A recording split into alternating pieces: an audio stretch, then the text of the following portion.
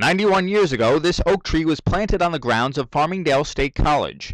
Recently, the college held a rededication ceremony around the tree as part of its centennial celebration.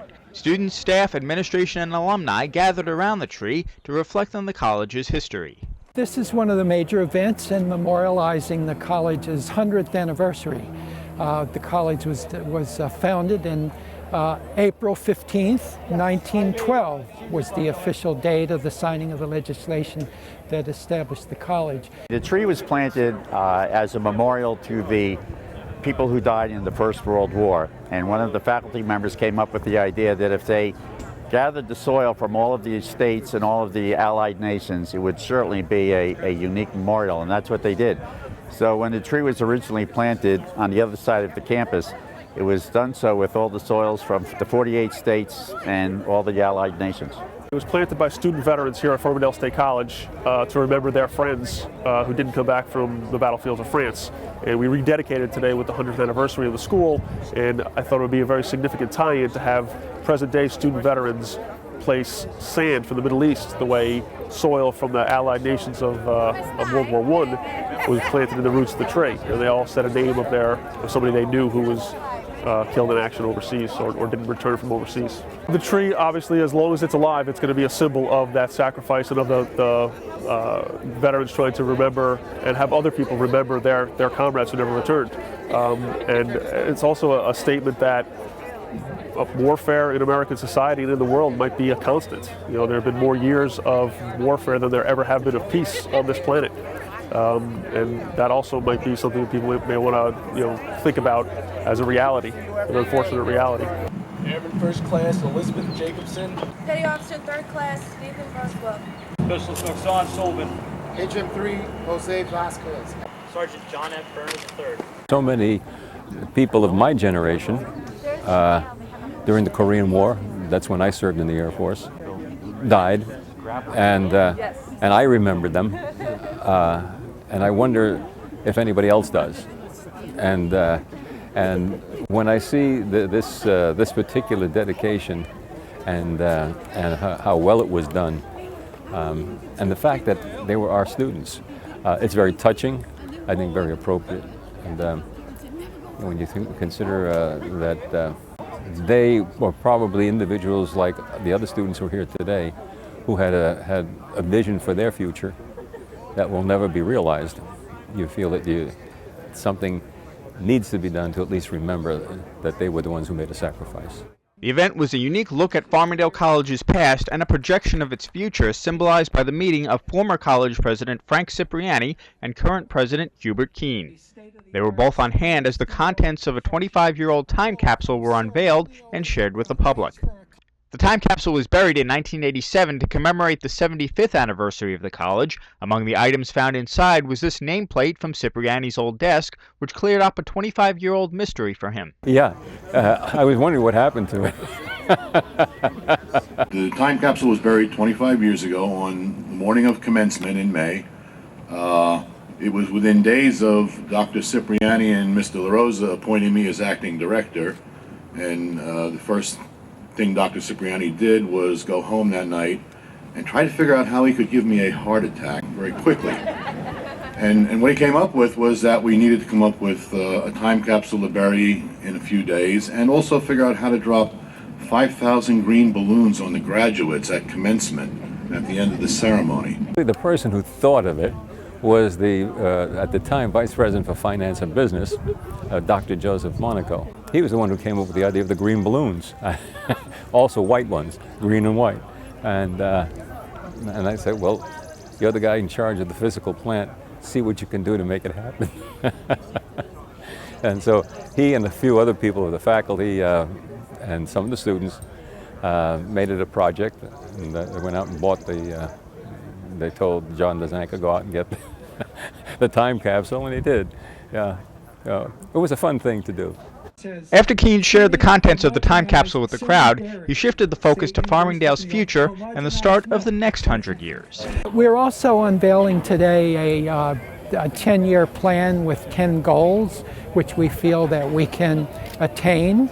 It's easy to state goals and to hope for the best, but our record of accomplishment over the past few years, we believe predict that we can attain these goals. We're projecting growth of the enrollment here by about 1,000 students over the next 10 years.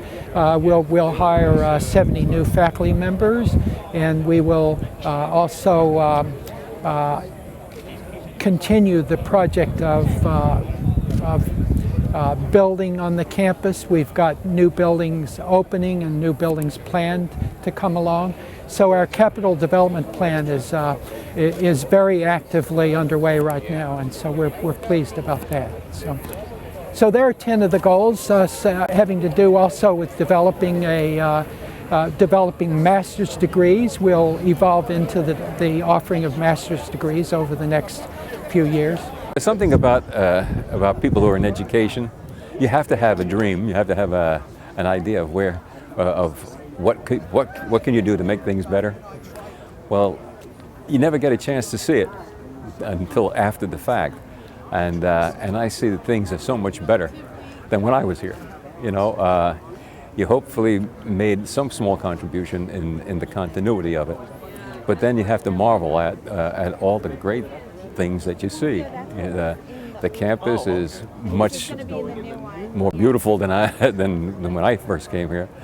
When I first came in 1964, it was basically a very large high-tech farm. And the farm is no longer there. And I'm afraid I was the one who got rid of it, mainly because the environmental concerns of Long Island no longer allow for that kind of production agriculture. But looking at the faculty and the students, and I see that it's a place that's vibrant. It's a place that has a vision, is looking forward. And I look at the graduates like yourself, who certainly prove that we must have been doing something right. And for 100 years, the college has had quite an impact on the surrounding community. Keene says it's been an important resource for Long Island. Most of our students come from Long Island, and we believe that we know that we're a major service institution for Long Island. And there are many, many ways by which we not only educate students on the campus, but that we reach out to the community with different kinds of programs. The Small Business Development Center is one of those. The Broad Hollow Bioscience Park is one. And numerous programs that serve the public schools, the K-12 schools on Long Island. And so these things are ways by which we serve the community. The total number of graduates we have counted is approaching 90,000. And of course, and we believe that something on the order of 60,000 of those graduates are still living, and a majority of those 60,000 are living on Long Island. And so we have truly been an institution in service to the Long Island community. And in recognition of this historic milestone, 2 state assemblymen were on hand to offer their congratulations. We continue to try to make this a place where our kids, the kids that we represent, come here to gain not only a knowledge, but to gain employment. You have transformed Route 110 corridor and all throughout Long Island because of what you have thought of here and what the professors and faculty and administration has thought what Long Island needs. Farmingdale, of course, is besides having a lot of tradition and history here, has changed dramatically over the years. Certainly in the years that I've been in the Assembly, you can see some of the changes with new construction, the improvements, and then there are a lot of others that perhaps are more important that you don't see quite so readily. The change from a 2-year to a 4-year school, the addition of many new courses and curriculum, and the ability for students from across Long Island and elsewhere to come here and have a wide range of educational opportunities that they didn't have before. So it really truly is a celebration not just of the past, but really where Farmingdale is now and where it's going in the future. Along with former Senator Levy and Senator Fischello sponsored the legislation that created the Broad Hollow Bioscience Park on this campus, which has been a wonderful addition and has created a whole new curriculum for those students who want to go into biotech. The president of Farmingdale State has talked about the new construction that is underway now and will soon be underway as part of New York State's capital program, 5-year capital program. And in the next round of funding, I'm sure there'll be even more good things that will be happening here on campus. But this all goes right back to the benefit of the students, which actually is why we're all here and what this is all about. I think President Keene's presentation on his 10 goals for the next 10 years was very reasonable, rational, something that I think can certainly be accomplished as well within reason, and is all going to again go back to the benefit of the students here on campus. And when those students graduate, a lot of them are right here from Long Island.